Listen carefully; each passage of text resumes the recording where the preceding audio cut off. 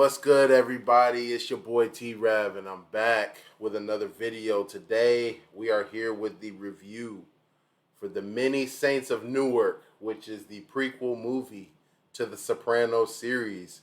And my goodness, are we in for a good one today? I'm here with my man, Rome. T-Rome, let's get it. Oh my gosh. I don't really have anywhere in particular I want to start, but go ahead, just jump in. What do you want to talk about first? Because we can kind of hop around and then we'll come back and kind of go through how the movie went. So it's what you look for in a mob movie. A great, legendary mob movie is like you don't shy away from the violence, the blood. Show it. They didn't shy away from that. They didn't. It wasn't as graphic as some mobster movies, but they didn't shy away from the getting whacked. And, yeah, it wasn't overdone, but they still was gonna show some things. Now, and not overly, just like vulgar with the language, but they got their point across in most scenes, But I just feel like I wanted to see the previews made it seem like the younger kid, the teenage kid of Tony Soprano, it made it seem like they were gonna show him getting his hustle and bustle on. Yeah, I will say, yeah. That's the only thing. It was a good ass movie, but it's like, damn, are y'all gonna make a part something like? Man, show something. Like I want to see the kid. Yeah. See what I came away a little bit disappointed with was, and if I could have recorded my reactions to the trailers, this was one of my concerns, because the very first trailer, what we got was this is a Tony Soprano prequel. Like that's all it's gonna be. Focused on him. That's gonna be it. That's the focus. But second trailer, we definitely deviated.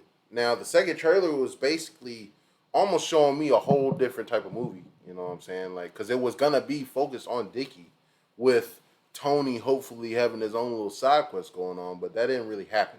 So,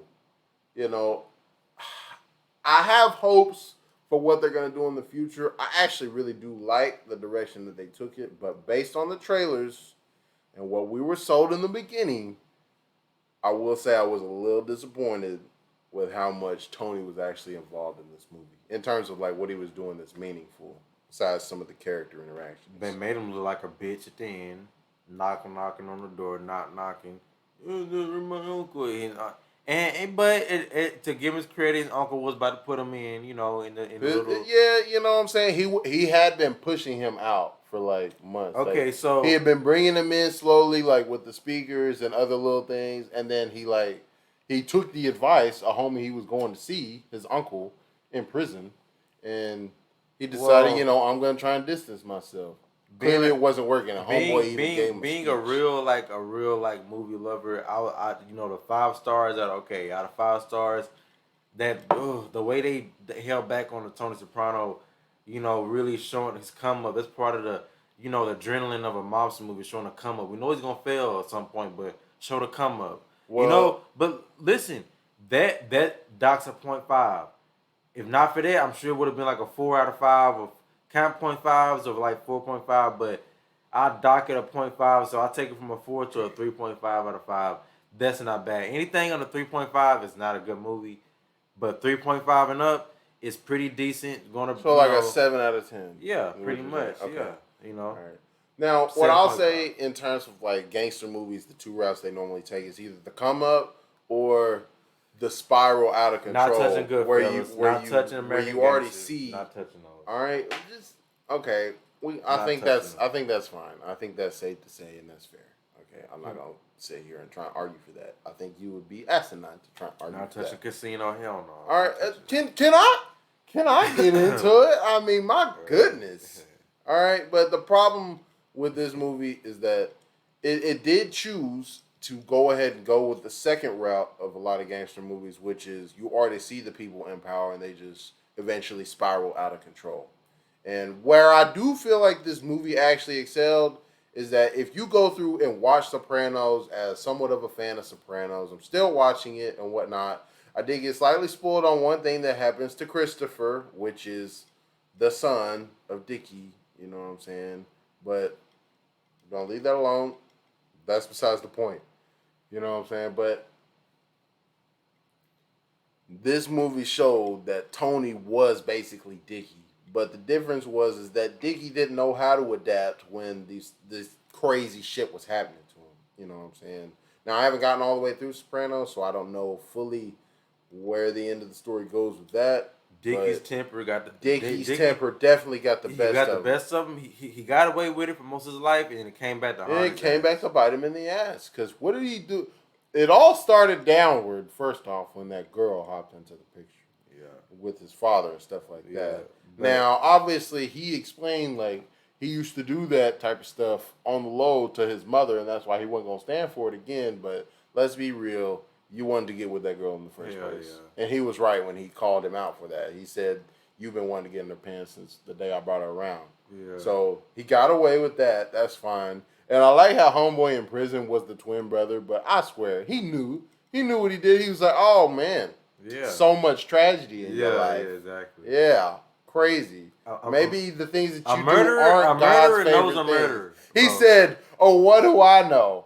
I'm a murderer. Yeah, exactly. I'm just a murderer." Like, come on. Like, he was spelling it out for us. But, you know, Dickie was going to him for basically the vent. And it was his therapist. If you watch Soprano, you kind of get that reference. But, yeah, I mean, I will say that the dude who played Dickie, he acted his ass off.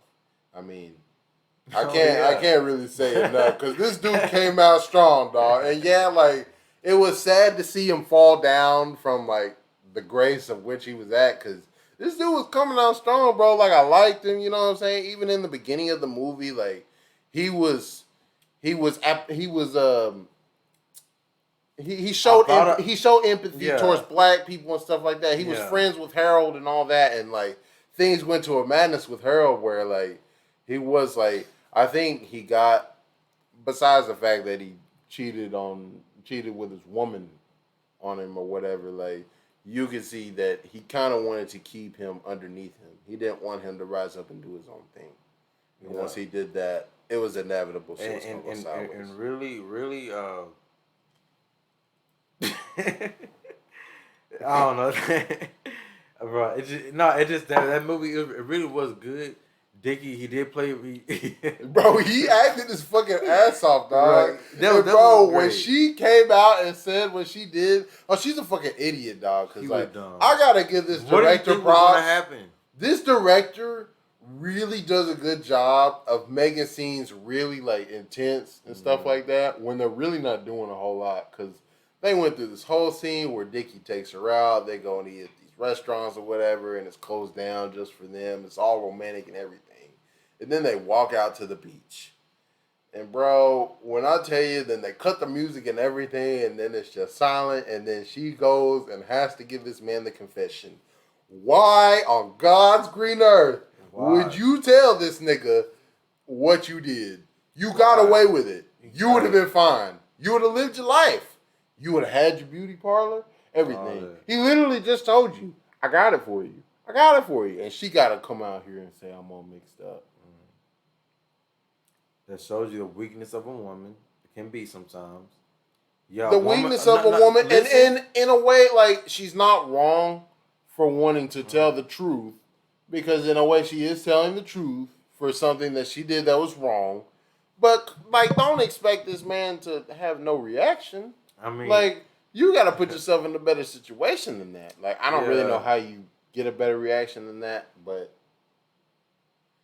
yeah, I mean, it just really it just kind of is what it is. She should have known.